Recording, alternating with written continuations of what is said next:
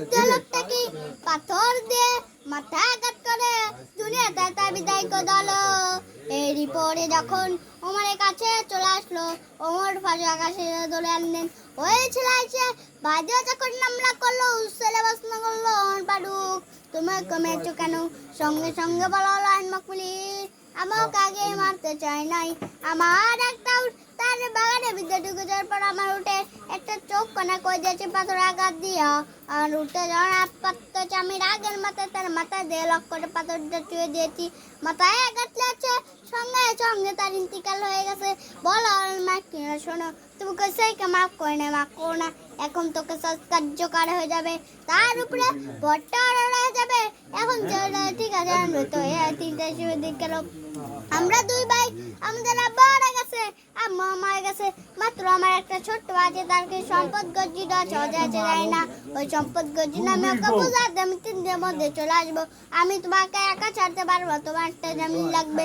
কোনো মুসলমান তোর পরিচিত আছে নাকি? কে বের হয় না। এমন সময় একজন প্রিয় তো আবুজের ভাই সামনে দাঁড়িয়ে বলছেন, ভাই মুসলমান তো সামনে, মুসলমান তো দাঁড়াবে। আমি ওর জামিন হয়ে গেল, ওকে ছেড়ে দেন। চেন না তিনি পথে আছে, তিনি ওই যুবকটা ছেড়ে দিল, চলে গেছেন। 2 দিন পার হয়ে যাচ্ছে, আসার কোনো খবর নেই। 3 দিন কাছাকাছি হয়ে যাচ্ছে, দ্বিতীয়ত বিকাল বেলা হয়ে গেল। সঙ্গে সঙ্গে আবুদের বলছে, ভাই আপনি তো জান ভুল করে, আপনি তাই চেন না, মুসলমান তো মুসলমান জান নিতেই পারে, আমার কোনো আপত্তি নেই। সে আসে, আমার কোনো দুঃখ নাই। এত বড় ইসলাম তুই সন্ধ্যা রাখতে ছেড়ে দাঁড়িয়ে হয়ে গেল, বলতে তোমার আত্মা তো কেন? আমার আস্তে আস্তে এলো, আমি সব সম্পদ বুঝা দিয়েছি, বুঝা দিয়ে এরপর আমি চলে আসতেছি।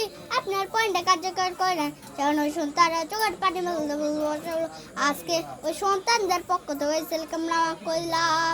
জরুর সুবহানাল্লাহ, সাক্ষাৎ হলো, ময়দানে মুখে আসেনি, কান্নায় তিনি ভেঙে উঠছে। তার বাপ সামনে বসে, রাসূলুল্লাহ কেঁদে ফেললেন যে আব্দুর রহমান তোমার কিছু করা উচিত, বেশাই করা উচিত, আমি তো আর কিছু করে যে এ রাসূল কিচ্ছু করতে হয়, আপনি সহযোগিতা করেন।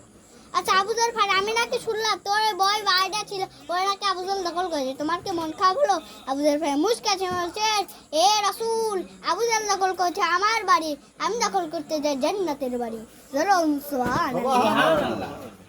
আবুজার ফাড়িকে ঘোড়ায় চড়ে নিয়ে মদিনার সবথেকে 2টা বাগান, সবথেকে বড় বাগান দাই বাগান, এই 2টা বাগান দিয়ে বলছে আবুজার বাড়ি, যে বাগানটা তোর পছন্দের দেখ কই তোমার নামে ধরলে হবে, একটু জোরে বাজাবে কি? সুবহানাল্লাহ।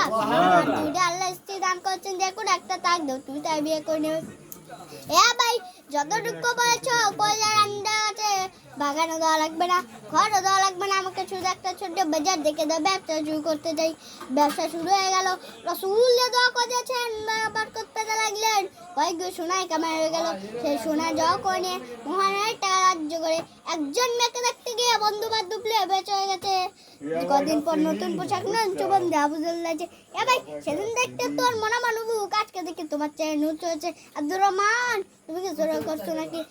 আপনি দোয়া করে দিয়েছেন, দয়বার করতে আছি। কয়েক সোনায় কামাই হয়ে গেছিল, সেই সোনায় জড়ো করে নিয়ে মহানের টাকা রাজ্য করে একজন মেয়েকে দেখতে গিয়ে বন্ধু বান্ধব বেঁচে হয়ে গেছে। তুমি বিয়ে করলে দাওয়াত দিলে না আমারে, কখনো কখনো বলে দাওয়াত কি ঠিক না?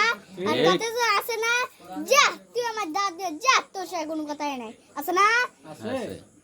আমার নবীজি বললেন বিয়ে করেছে এটা জরুরি, যুবকদের বিয়ে করা ঠিক আছে না নাই? আমার নবীজি তার দোয়া করে দেন, এত দোয়া করলে আব্দুর রহমান জানিন না নবদুয়াতে বিদ্যালয় এত সোনা রেখে আছে, সোনা কাটতে হলে কোরআন দিয়ে কাটতেছে কি দিয়া, কোরআন দিয়ে। আবুজার ভাই 3 বস্তা সোয়া দাঁড় করেছে, কয় বস্তা? 3 বস্তা। আবার আবুজার ফাড়ি তুমি ক্ষেত করলে, সেই খেতে আবার আগুন ধরে দিয়ে কেন?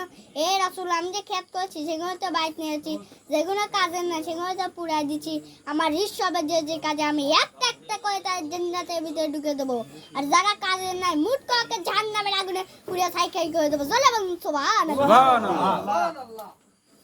মাশাআল্লাহ মাশাআল্লাহ মাশাআল্লাহ।